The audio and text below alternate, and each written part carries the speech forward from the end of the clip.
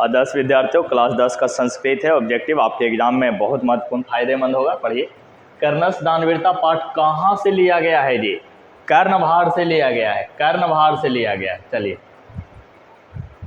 मात्राम भिक्षाम याचे ऐसा किसने कहा? ऐसा शक्र ने कहा, जो कि इंद्र था। इंद्र ने कहा या शक्र ने कहा? सूर्य पुत्र कौन था जी? कर्ण था। सूर्य का पुत्र या कुंती का पुत्र? सूर्य का पुत्र या कुंती का पुत्र? कर्ण। भास के कितने नाटक है? कुल 13 नाटक है जी। एक महत्वपूर्ण प्रश्न है, इसे याद कीजिए, बहुत महत्वपूर्ण है।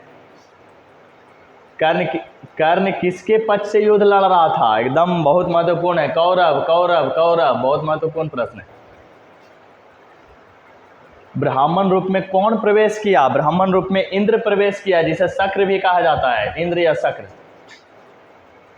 और नीचे रख। हाँ, दानवीर कौन था? दानवीर कर्ण था। कर्ण सबसे बड़ा दानवीर था। कर्ण किस देश का राजा थी? अंग देश का राजा था। अंग देश का राजा था। कर्ण किसका पुत्र था जी? कुंती का या सूर्य का? कुंती का या सूर्य का?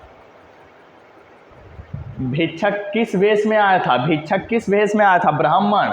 इंद्र जो था, शक्र जो था, ब्राह्मण वेश में आया था। कर्णभार नाटक किसकी रचना है? किसकी रचना है ये? भास की। समय परिवर्तन के साथ शिक्षा जो है आपका नष्ट हो जाता है, इसलिए इसका उपयोग कर लेना चाहिए। अर्जुन किसके पक्ष से युद्ध लड़ रहा था? अर्जुन पांडव के पक्ष से, पांचों भाइयों के पक्ष से अर्जुन था। कर्ण कवच और कुंडल किसको दे दिया जी? किसको दे दिया? इंद्र को, जो शक्र था, ब्राह्मण वेश में आया था, उन्हीं को दे दिया।